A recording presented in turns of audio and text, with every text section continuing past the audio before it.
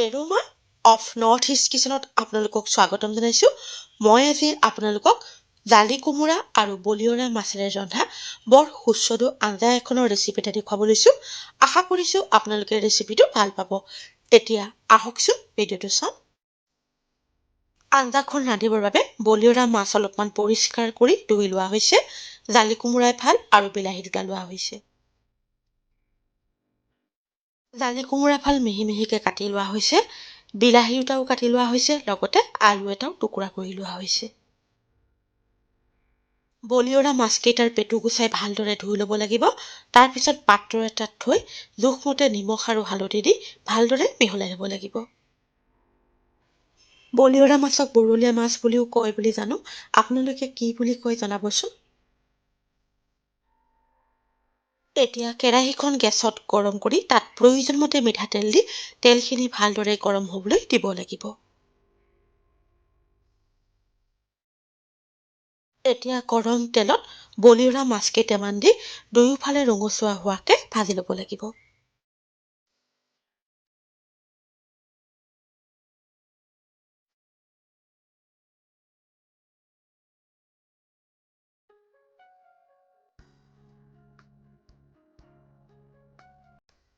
মাছকেইটা ভজা হৈ গৈছে। এতিয়া প্লেট এখনত নমাই থ'ব লাগিব। বাকী থকা মাছকেইটাও ভাজি ল'ব লাগিব।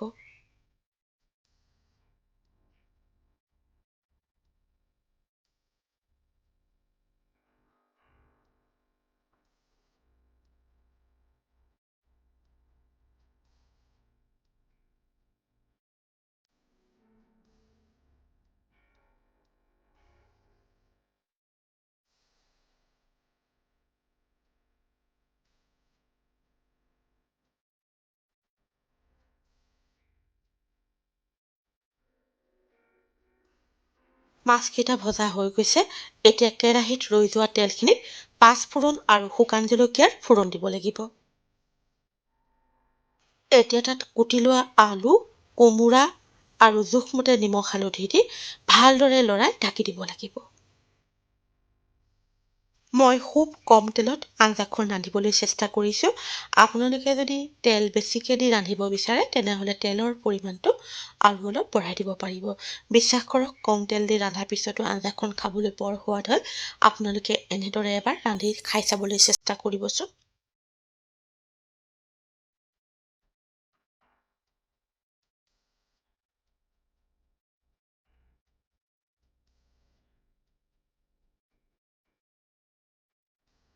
প্ৰায় 5 মিনিটৰ পিছত কোমোৰাখিনি ভালদৰে লৰাই আকৌ ঢাকি দিব লাগিব।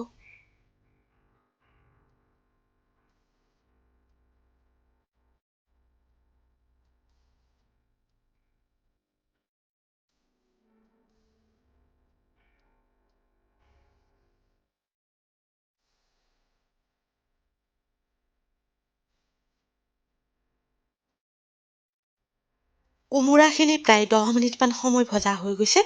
এতিয়া তাত কুটি লোৱা বিলাহীখিনি দি লৰাই আকৌ ঢাকি দিব লাগিব।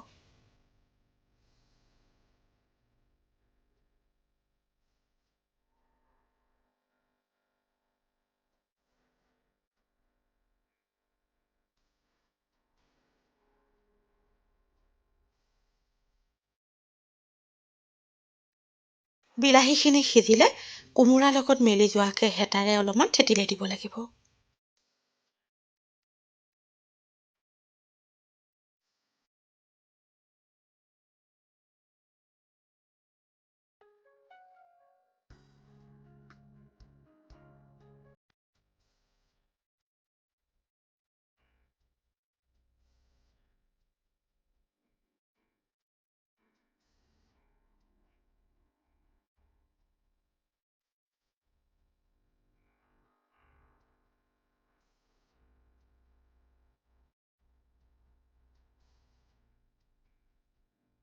বিলাহী আৰু কোমোৰাখিনি বৰ ধুনীয়াকৈ মিলি গৈছে।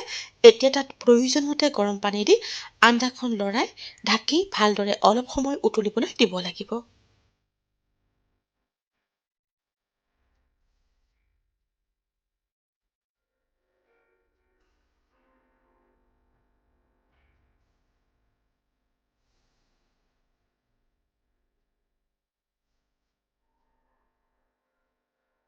প্ৰায় 10 মিনিটমান সময় আঞ্জাখন উতলোৱাৰ পিছত এতিয়া তাত ভজা বলিয়ৰা মাছকেইটা দি প্ৰায় 5 মিনিটমান সময় উতলিবলৈ দিব লাগিব।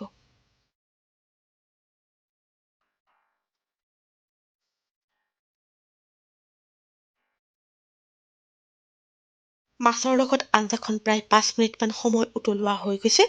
এতিয়া তাত 1 টেবুল চামুচ নেমু ৰস দি আকৌ প্ৰায় 1 মিনিটমান সময় আঞ্জাখন উতলিবলৈ দিব লাগিব। এতিয়া ধনিয়া পাত যদি থাকে তেনেহ'লে অলপমান কুটি দিব পাৰে। মোৰ ঘৰত নাছিল বাবে দিয়া হোৱা নাই। জালি কোমোৰা আৰু বলিয়ৰা মাছৰ লগত ৰন্ধা সুস্বাদু আঞ্জা প্ৰস্তুত হৈ গৈছে।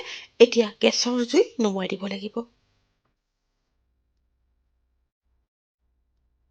এতিয়া পাত্ৰ এটাত উলিয়াই গৰমে গৰমে ভাতৰ লগত মাছৰ আঞ্জা পৰিৱেশন কৰিব পাৰিব। বলিয়ৰা মাছ আৰু জালি কোমোৰাৰ এই আঞ্জাখন খাবলৈ বৰ সোৱাদ হয়। আপোনালোকেও কেতিয়াবা এনেদৰে ৰান্ধি খাই চাবচোন। প্ৰিয় দৰ্শক, আপোনালোকৰ যদি মোৰ এই ৰেচিপিটো ভাল লাগিছে তেনেহ'লে লাইক আৰু কমেণ্টৰ জৰিয়তে জনাবলৈ নাপাহৰিব।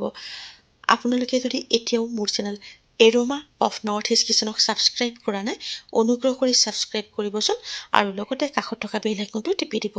তেতিয়া মই পোষ্ট কৰা প্ৰতিটো ৰেচিপিৰ ন'টিফিকেশ্যন মই ভিডিঅ' পোষ্ট কৰাৰ লগে লগে আপোনালোকে পাই যাব। নতুন এটা ভিডিঅ' লৈ আকৌ আপোনালোকৰ ওচৰলৈ আহি আছোঁ। আজিলৈ আহোঁ। ধন্যবাদ।